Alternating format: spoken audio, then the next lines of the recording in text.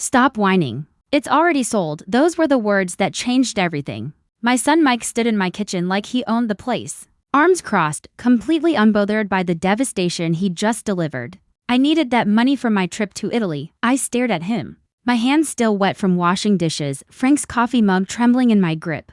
You sold your father's Rolex without asking me? Mom, seriously, get over it. It's just a watch, 6 months after burying my husband of 43 years. My own son had stolen the only thing of Frank's I wore every day. Wound every morning like Frank taught me. Feeling connected to him through that simple ritual. If you're watching this, subscribe and let me know where you're watching from. The thing about betrayal is that it has a taste. Bitter, metallic like pennies on your tongue. Standing there in my Chicago kitchen staring at my 42-year-old son, who apparently thought grief had an expiration date, I tasted it fully for the first time. Which pawn shop? I asked quietly. Mike's wife, Ashley, looked up from her phone. Oh, good. She's being reasonable now. Her voice dripped with that particular condescension she'd perfected over the years. Honestly, Dorothy, clinging to material possessions isn't healthy. Frank wouldn't want you living in the past. Don't tell me what Frank would want, I thought. But I bit my tongue. Ashley had been telling me what Frank would want since the funeral usually. Whenever it involved me giving them something. Golden State Pawn on Milwaukee Avenue, Mike said. Checking his watch, an expensive Apple thing that probably cost more than Frank's Rolex was worth. They gave me $800. Not bad for something that old. $800 for a 1978 Rolex Submariner that Frank had saved 3 months of overtime to buy when Mike was born. The watch Frank wore every single day of our marriage except the day he died. When the hospital handed it to me in a plastic bag with his wedding ring. That watch was worth at least $3,000, I said. Ashley snorted. In what universe? It wasn't even running properly because I was the one winding it. Keeping it alive, keeping Frank alive in some small way. But they wouldn't understand that. Mike and Ashley lived in a world where everything had a price tag and nothing had a memory. I'm going to get it back, I announced. Good luck with that, Mike said, heading for the door. We fly out tomorrow morning. Ashley's been planning this trip for months. Ashley followed him, pausing at the door with that fake sympathetic expression she wore whenever she wanted to seem caring. Dorothy, you really should consider therapy. This obsession with Frank's things isn't normal. The door slammed, leaving me alone with the bitter taste of betrayal and the silence that had become my constant companion since Frank died. But here's what Mike and Ashley didn't know about their pathetic old mother. I'd spent 40 years as a bank manager. I knew the difference between giving up and strategic planning, and I was done giving up. The pawn shop was exactly what I'd expected, cramped, dusty, with the kind of fluorescent lighting that made everything look sickly. The man behind the counter had arms covered in tattoos and the weary expression of someone who'd seen every sob story in the book. You hear about the Rolex? He asked before I even opened my mouth. How did you know? Your son warned me you might show up. Said you were having a hard time letting go. He shrugged apologetically. Look, lady, I feel for you, but business is business. I paid fair market value. As if there was a standard price for 43 years of marriage. For the sound of Frank winding that watch every morning while his coffee brewed. For the weight of it in my hands when the hospital nurse placed it there alongside his wedding ring. I'll buy it back. Whatever you need. The man, his name tag read Danny, looked uncomfortable. It's already sold. Guy came in this morning, paid cash. No returns in this business. My heart sank. Some stranger was walking around Chicago wearing Frank's watch. And I'd never see it again because my son needed pizza money for his Italian vacation. But here's the thing, Danny continued, lowering his voice. We found something weird when we were cleaning it up for sale. He disappeared into a back room and returned with a small manila envelope. There was a hidden compartment in the back. Real professional job had to have been done by a jeweler. Found this inside. Inside the envelope was a folded piece of paper, yellowed with H. in Frank's careful handwriting. Dorothy's birthday. July 15, 1955. The day I knew I'd marry her. Below that, a series of numbers and letters that looked like some kind of code. SS for 457CHO815DS. I stared at the paper, my hands shaking. Frank had never mentioned any hidden compartment. In 43 years of marriage, he'd kept this secret hidden in plain sight on his wrist. You recognize those numbers? Danny asked. I shook my head, but something about those numbers nagged at me. They looked familiar, like a password or an account number. Frank had been meticulous about record keeping, always writing down important numbers in his careful handwriting. The guy who bought the watch, I said suddenly. What did he look like? Danny's expression shifted, became more guarded. Why? Because my husband hid this for a reason. And I think whoever bought that watch might be in for a surprise, Mom. I really can't please, I leaned forward, letting Danny see the grief that was still raw after 6 months. That watch is all I have left of him. I'm not asking you to break any laws. I just want to know if the buyer seemed to know about the compartment. Danny was quiet for a long moment, studying my face. Finally, he sighed. He didn't say much, but when I mentioned we'd found something inside, he got real interested. Asked if we'd opened it, a chill ran down my spine. Did he give you a name? Paid cash. No paperwork required for purchases. Danny paused. But he did ask specifically about watches that had come in recently. Said he collected vintage Rolexes. Someone had been looking for Frank's watch specifically. But why and how did they know about the hidden compartment? I thanked Danny and walked back to my car. The piece of paper burning in my purse like a secret I wasn't sure I wanted to uncover. Frank had hidden this for 47 years. Hidden it from me. What else had my husband been hiding? That night, I sat at Frank's desk in our bedroom, surrounded by 43 years of financial records. Frank had kept everything: bank statements, tax returns, investment account statements, all filed away in his precise, methodical manner. The code from the watch stared up at me from the piece of paper. SS for 457CH0815DS. I'd been through every account we owned, every investment, every safety deposit box. Nothing matched those numbers. Frank had been financially conservative, a savings account, checking account, a modest retirement fund. Nothing fancy, nothing hidden. Or so I'd thought. My phone rang, interrupting my search. Mike's name flashed on the screen. Mom, Ashley's upset. She says you made a scene at the pawn shop. I almost laughed. In what world was trying to recover my husband's stolen watch making a scene? I went to buy back your father's watch. Unfortunately, someone else already purchased it. See? Problem solved. Time to move on. The casualness in his voice made my chest tighten with anger. This was Frank's son, the baby Frank had worked double shifts to provide for. The kid Frank taught to throw a baseball and change a tire. When had Mike become this cold? Mike, there was something hidden inside the watch. Your father left me a message. Silence on the other end. Then, what kind of message? I'm not sure yet, but it looks like account numbers or a password. Mom, Mike's voice changed. Became more alert. What exactly did the message say? Something in his tone made me hesitate. This was the most interested Mike had sounded in anything related to his father since the funeral. Just some numbers, I said vaguely. Probably nothing important. Maybe I should come over, help you figure it out. Now I did laugh, bitter and sharp. Yesterday you told me to stop living in the past. Today you want to help sort through Frank's things? I'm just trying to be supportive by stealing his watch. Mike sighed heavily. Fine, be stubborn. But don't come crying to me when you drive yourself crazy chasing ghosts. After he hung up, I stared at the phone. Mike's sudden interest was suspicious, but I couldn't figure out why. He'd made it clear he considered Frank's possessions worthless sentiment. Unless they weren't just sentiment.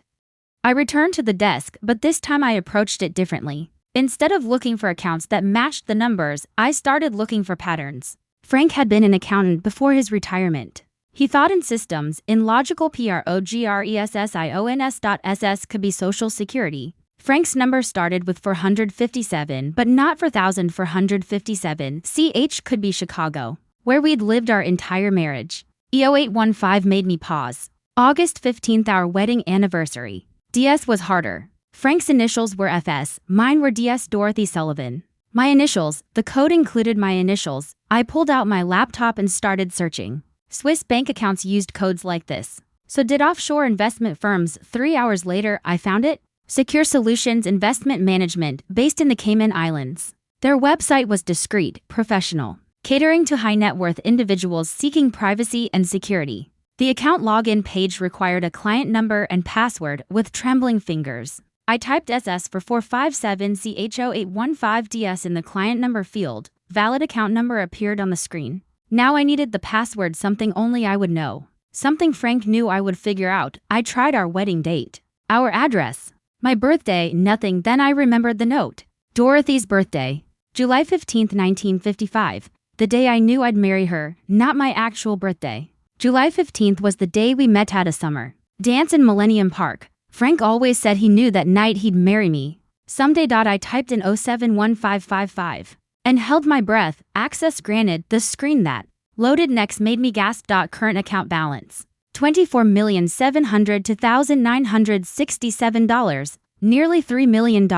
Frank had hidden nearly $3 million from me for our entire marriage. I stared at the screen until the numbers burned. themselves into my retinas. $2.8 million in an account I'd never known existed, in a bank I'd never heard of. Hidden by a husband who'd spent 43 years convincing me we were living paycheck to paycheck. Every argument we'd had about money, every time I'd clipped coupons or bought generic groceries or patched Frank's work shirts instead of buying new ones, all of it while he had millions sitting in an offshore account. My first instinct was anger. Pure, white-hot rage at the deception, at the lies by omission. At 43 years of wondering if we'd have enough for retirement, while Frank secretly stashed away a fortune. But then I clicked on the account history. The first deposit was made in 1982, 3 years after Mike was born. $5,000. The notation read, Initial Inheritance Investment, FS. Inheritance. Frank had never mentioned any inheritance. I scrolled through years of deposits. All relatively small, 500 here, 1,000 there. Regular contributions that explained why Frank had been so careful with our household budget. He hadn't been hiding money from our income. He'd been systematically building something separate. The deposits continued steadily until 2008, then jumped dramatically. Instead of hundreds of dollars, Frank had been depositing $10,000 and $20,000 at a time. The notation on those larger deposits made my blood run cold. Real estate liquidation. Chicago properties. Frank had been buying and selling real estate without my knowledge. Properties I'd never seen, investments I'd never been consulted about, business dealings that had apparently made him wealthy. How do you live with someone for 43 years and not know they're conducting secret business transactions? I clicked on the account messages and found a folder labeled for Dorothy, emergency access only. Inside was a video file uploaded just 3 months before Frank died. I hesitated before clicking play. Whatever Frank had to say about this secret fortune, I wasn't sure I was ready to hear it. But I was alone in our bedroom at midnight. My son had stolen the only clue to this mystery, and I was apparently wealthy beyond my wildest dreams, ready or not. I needed answers. Frank's face filled the screen, looking older and more tired than I remembered. He was sitting in his office at work, probably having recorded this during his lunch break. Dorothy, if you're watching this, I'm gone. And something's gone wrong. His voice was steady, but his eyes looked sad. I hoped you'd never need to access this account. That we'd grow old together and I'd eventually tell you about it over dinner someday. He paused, rubbing his face with the same gesture he used whenever he was working through a difficult problem. The money isn't mine, sweetheart. It was my father's, hidden away before he died in 1981. He made me promise to keep it secret, to protect it, to only use it if our family was ever in real danger. Frank's father had died when Mike was 2.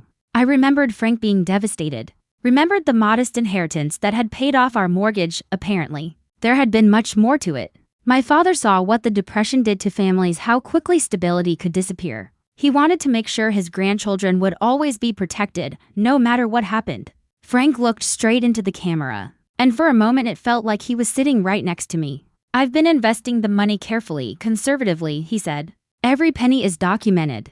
Every transaction is legal. It's grown because I've been reinvesting for 40 years. But the original amount was meant to be emergency money insurance against catastrophe. The video went on, Frank explaining the account details, the investment strategy, the legal protections he'd put in place. But I couldn't stop replaying one phrase in my head. I hoped you'd never need to access this account. Frank had died of a heart attack at work. Sudden, unexpected, no warning signs. How could he have known I'd need this money? Unless the catastrophe he was protecting us from wasn't random. Unless Frank had known something about our family that I was only beginning to understand.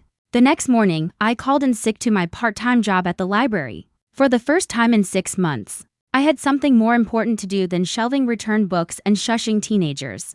I needed to figure out what Frank meant by real danger. The investment account had records going back 40 years.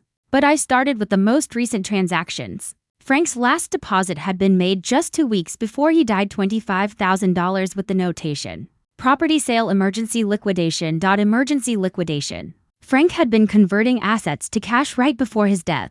I spent the morning digging into every property transaction Frank had made.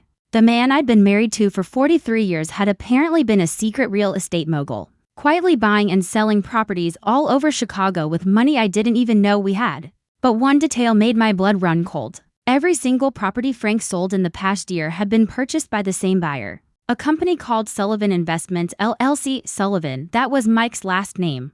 I grabbed my phone and called my nephew Danny, who worked in real estate. If anyone would know about property deals in Chicago, it would be Danny, Aunt Dot.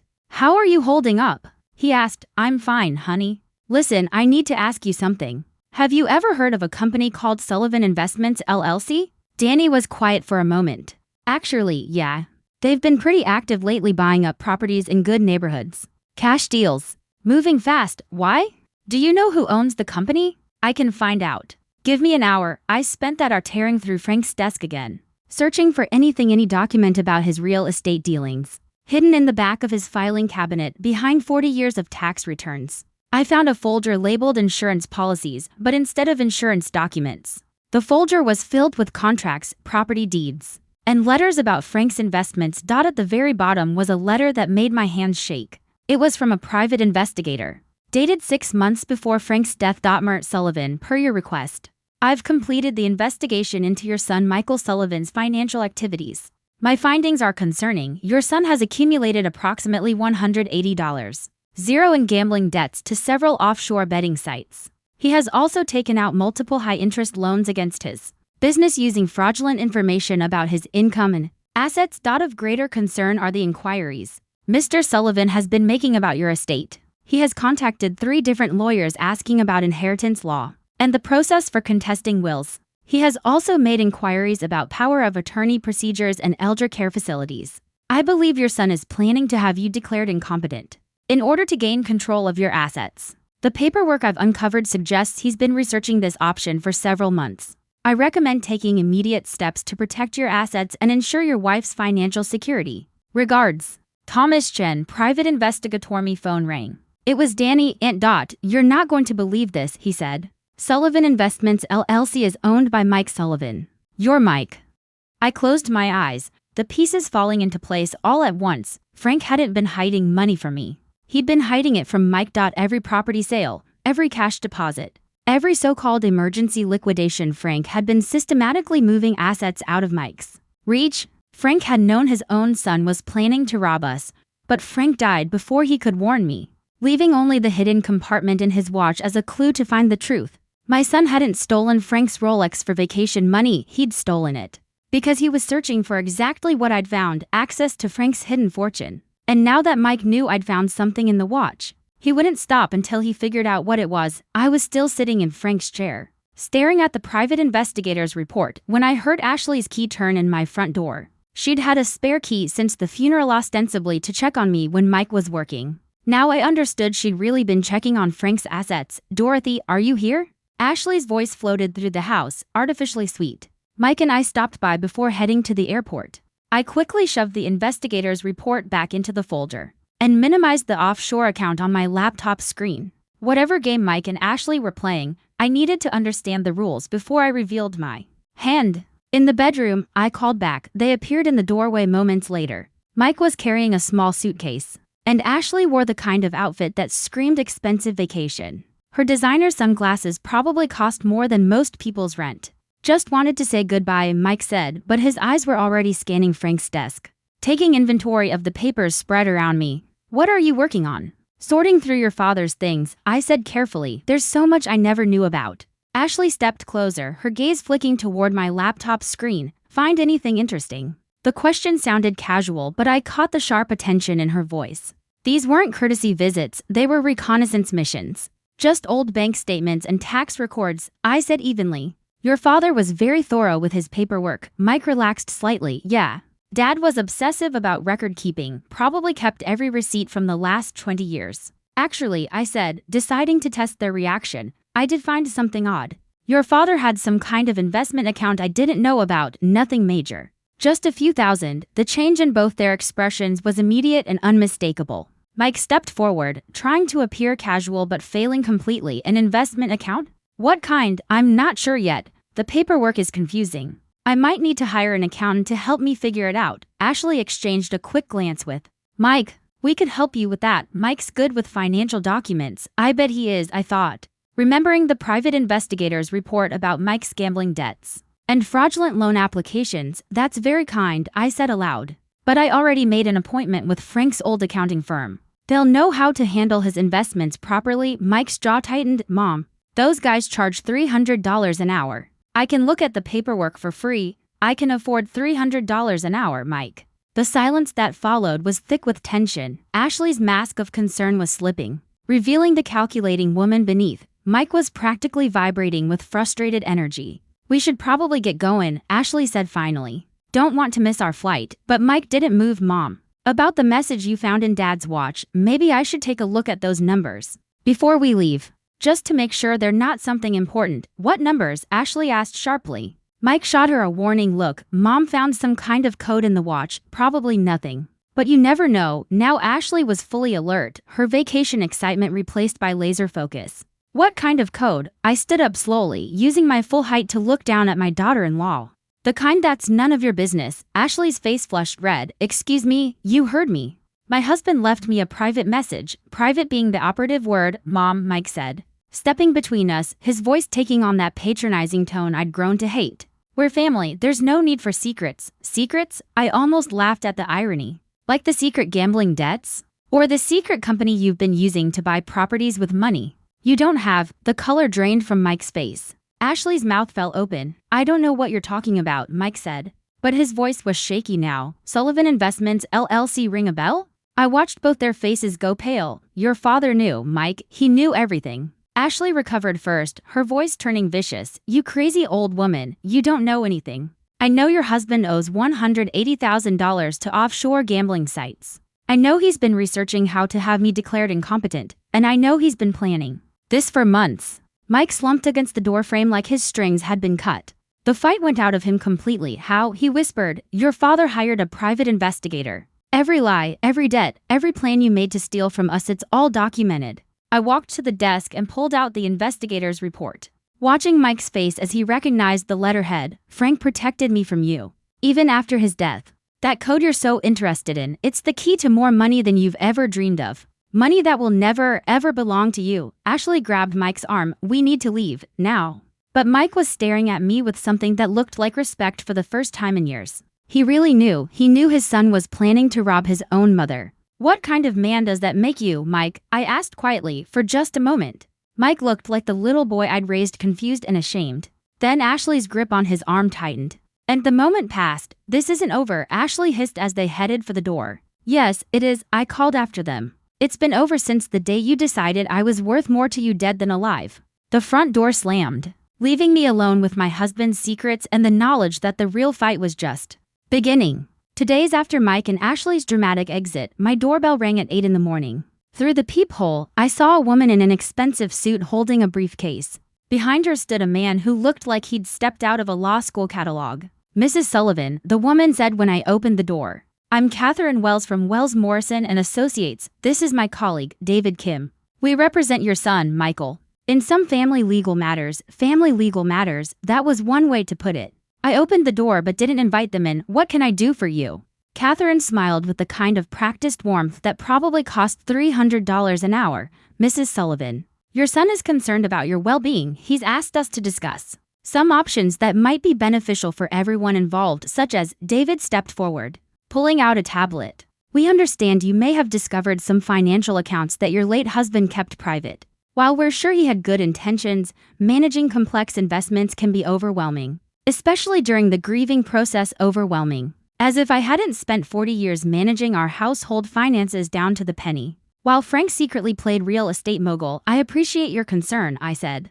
"But I'm perfectly capable of managing my own affairs." Catherine's smile never wavered. "Of course you are, but consider this: your son could help shoulder that burden. We've drafted some documents that would give Michael power of attorney over your financial decisions, just temporarily, until you've had time to properly grieve." There it was, exactly what Frank's private investigator had warned about. "Temporarily," I repeated. "And who determines when my grieving period is over?" David exchanged a glance with Catherine. "That would be at your discretion." Naturally, I stepped back toward my door. "Gentlemen, I think we're done here." "Mrs. Sullivan," Catherine said, her voice sharpening slightly, "your son is prepared to file a petition with the court regarding your mental competency. He's concerned about some erratic financial decisions you've been making."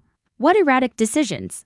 "Accessing offshore accounts. Conducting international financial transactions without professional guidance." Catherine replied smoothly to an outside observer. "It might appear that you're not thinking clearly." The threat was crystal clear: sign over power of attorney voluntarily, or they'd have me declared incompetent by force.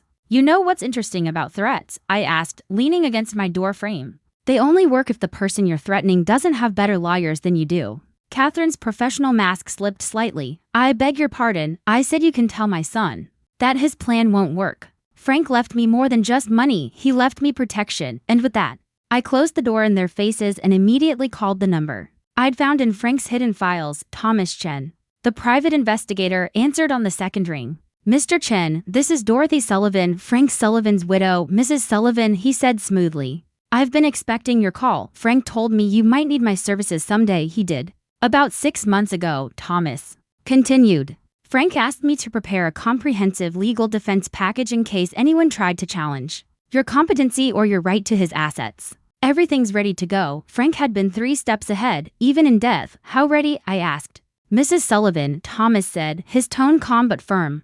By the time I'm done presenting evidence of your son's gambling debts, fraudulent loan applications, and attempts to manipulate elderly family members, he'll be lucky if he doesn't face criminal charges. For the first time in months, I smiled genuinely. Mr. Chen, I think it's time to make some phone calls. Thomas Chen's office was in a sleek downtown building that screamed expensive legal services. But as I sat across from him reviewing Frank's defense package, I realized my husband had been planning for this confrontation long before he died. Your husband was thorough, Thomas said, spreading documents across his mahogany desk.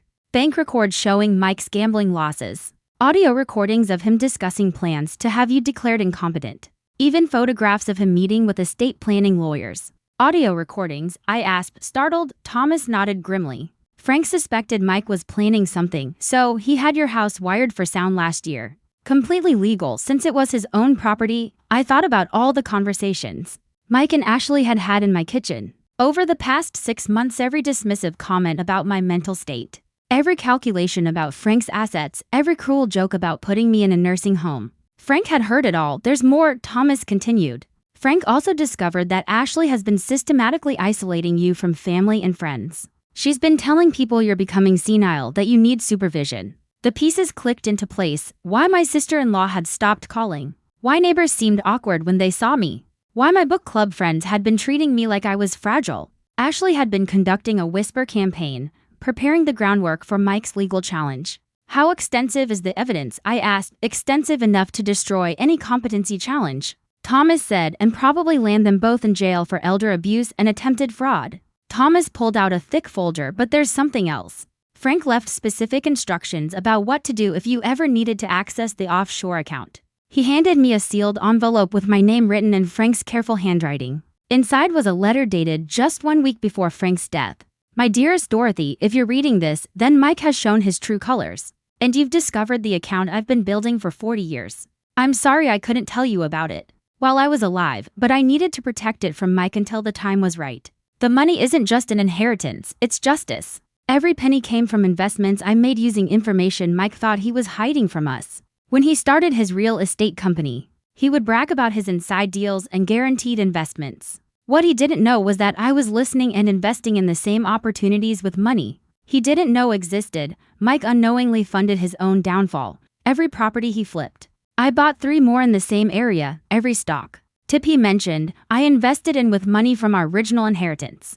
The offshore account exists because I used Mike's own greed against him. Now it's your turn to use his greed against him. Thomas has instructions to make the account transfers immediately. By the time you read this letter, you'll have financial independence Mike can never touch, but more importantly, you'll have the power to choose how this ends. You can forgive him, take care of him despite his betrayal, and hope he learns to be a better man. Or you can let him face the consequences of trying to steal from his own mother. The choice is yours. My love, it always has been. Forever yours. Frankie set the letter down with shaking hands. Frank hadn't just protected me from Mike, he'd orchestrated Mike's downfall. Using Mike's own schemes against him. Mrs. Sullivan, Thomas said, watching me carefully. Are you ready to proceed? I thought about Mike as a little boy excited about his first day of school. Then I thought about him standing in my kitchen 2 days ago, calling me a crazy old woman while his wife threatened me. Some bridges, once burned, can't be rebuilt. Double quotes Mr. Chen, I said steadily, I want you to file every piece of evidence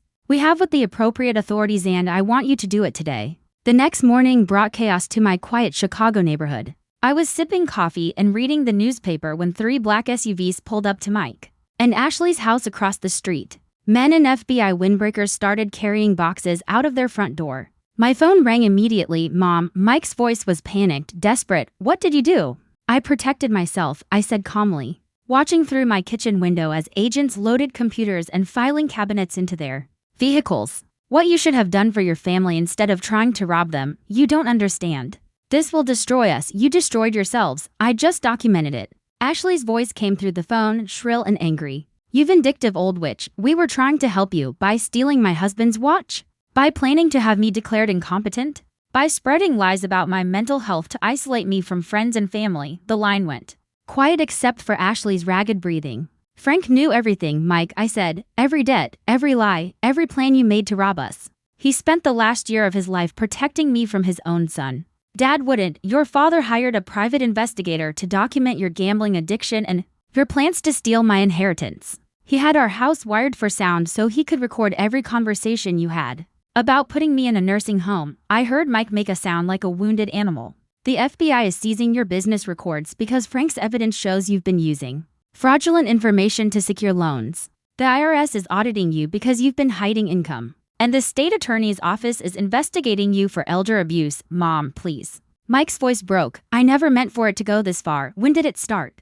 Mike, when did you decide your mother was worth more to you dead than alive? Long silence. When Mike finally spoke again, his voice was barely a whisper. When I realized Dad had been hiding money from us. I saw some paperwork in his office last Christmas, references to accounts I'd never heard of. I thought if you both died, everything would come to me automatically. The honesty was brutal, but somehow cleaner than the months of lies and manipulation. You were wrong. Frank made sure everything would be protected from you. How much? Mike asked.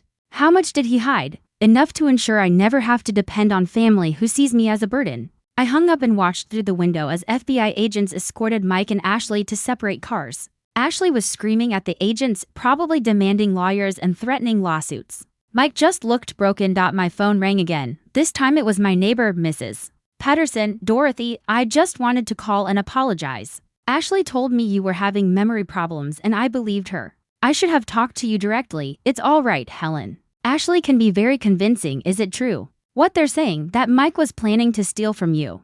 I looked at Frank's picture on my mantle, remembering the man who'd protected me even after death. It's true, but it's over now. 3 weeks later, I sat in Thomas Chen's office reviewing the final legal documents. Mike and Ashley were facing federal fraud charges. Their business had been seized and their assets frozen pending investigation. But that morning brought an unexpected visitor. Double quotes, Mrs. Sullivan, there's someone here to see you.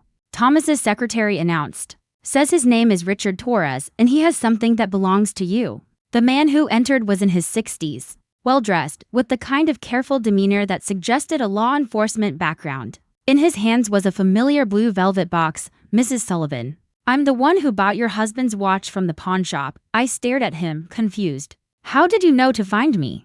Richard smiled and set the box on Thomas's desk. Because Frank Sullivan hired me 20 years ago to protect this watch. If anything ever happened to him, I don't understand. I'm a retired federal marshal. Mrs. Sullivan, your husband contracted me to monitor certain situations. When the watch appeared at Golden State Pawn, I was notified immediately. Thomas was taking notes furiously. You were surveillance on Mike Sullivan? Among other things. Frank was thorough in his preparations. Richard opened the velvet box, revealing Frank's Rolex, but there's something else you need to know about this watch. He turned it over and pressed something on the back. A second hidden compartment opened, smaller than the first. Inside was a micro SD card. Frank recorded everything, Mrs. Sullivan. Every conversation Mike had about manipulating you. Every meeting with lawyers about declaring you incompetent. Every discussion about what to do with your assets after you were gone. The room spun slightly. Frank was recording Mike for 18 months, Richard continued. Audio, video, financial records, everything needed to ensure Mike could never successfully challenge your mental competency or your right to Frank's inheritance.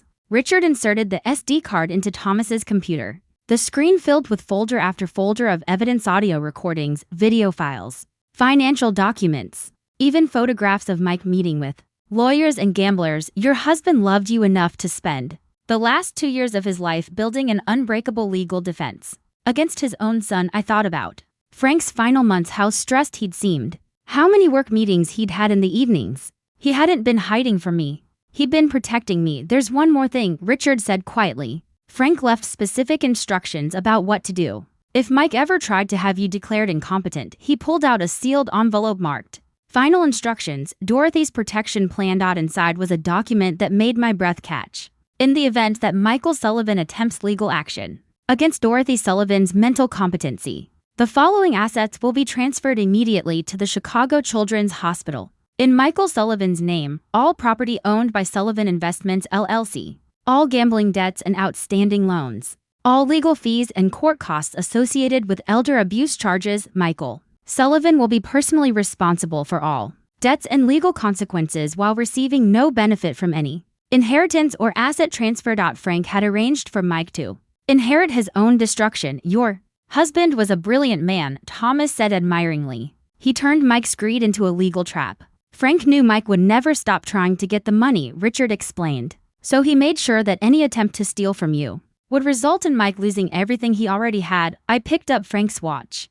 feeling its familiar weight in my hands. For 43 years, I'd thought I was married to a simple accountant who worried about money and saved every penny. Instead, I'd been married to a master strategist who had spent 2 years orchestrating the most elaborate protection plan in legal history. Mrs. Sullivan, Richard said gently, your husband asked me to give you a final message if this day ever came. He handed me one last envelope, this one unsealed. Inside, in Frank's handwriting, were the words, Dorothy, you were always stronger than you knew. I just made sure you'd have the tools to prove it. Love always, Frank. 6 months later, I stood in the lobby of the Chicago Children's Hospital, watching workers install a brass plaque that read, the Frank Sullivan Memorial Wing. Frank's fund managed by Dorothy Sullivan had been more than enough to secure my future and to pay for the hospital expansion he'd always dreamed of. The final irony was that Mike's attempt to steal from me had directly resulted in the largest charitable donation in the hospital's history. My phone buzzed with a text from Thomas Chen. Mike's sentencing hearing is next week. They're recommending 2 years federal prison plus full restitution. Ashley took a plea deal for 18 months. Still want to attend? I typed back, no, I have better things to do, and I did. At 73, I was finally living the life Frank had protected for me. I'd bought a small house near the lake, joined 3 book clubs, and started volunteering at the hospital twice a week. For the first time in decades, I was making decisions based on what I wanted, not what my family expected. My doorbell rang as I was preparing dinner. Through the peephole, I saw a young woman with Mike's eyes and a nervous smile. Grandma Dorothy. It's Melissa, Mike's daughter. I hadn't seen her since Frank's funeral, back when she was finishing college and starting her first job. Ashley had made sure to cut me off from the grandchildren along with everyone else. I opened the door. Melissa, what a surprise. I know I should have called first. She was twisting her hands nervously. I heard about Dad and Ashley, about what they did to you. I wanted to apologize. You have nothing to apologize for. I do, though. I knew something was wrong. Dad kept asking weird questions about Grandpa Frank's finances. And Ashley was always making comments about your memory. I should have said something. I studied my granddaughter's face, seeing Frank's honesty there along with Mike's features. Come in, sweetheart. Let's talk. Over dinner, Melissa told me about her new job teaching elementary school, her engagement to a young doctor, and her guilt about her father's crimes. I keep thinking I should visit him in prison, she said. But I'm so angry about what he did to you. Anger is normal, I told her. But Mike is still your father. How can you not hate him? I thought about Frank's letter, about the choice he'd given me between forgiveness and justice. Because hate would mean he still has power over me. I choose peace instead. Melissa's eyes filled with tears. I missed you so much. Ashley told everyone you were getting confused, that you didn't want to see us anymore. I never stopped wanting to see you. And I never will, as Melissa helped me clear the dishes. She paused at Frank's photo on the mantel. I always wondered why Grandpa Frank wore that watch every single day. He must have really loved it. I smiled, thinking about the 2 hidden compartments. The offshore account, the elaborate protection plan that had saved my life. He loved what it protected. That night, after Melissa left with promises to visit every week, I sat on my back porch watching the sunset over Lake Michigan. Frank's watch was on my wrist, keeping perfect time. He'd been gone 8 months, but somehow he was still taking care of me. The greatest love stories aren't about passion or romance. They're about protection, about someone loving you enough to fight battles you don't even know you're facing. Frank had spent 2 years preparing for a war one never saw coming, making sure that his death wouldn't leave me defenseless against his own son's greed. Some people spend their whole lives looking for that kind of love. I was lucky enough to wear it on my wrist for 43 years. Thanks for listening. Don't forget to subscribe and feel free to share your story in the comments. Your voice matters.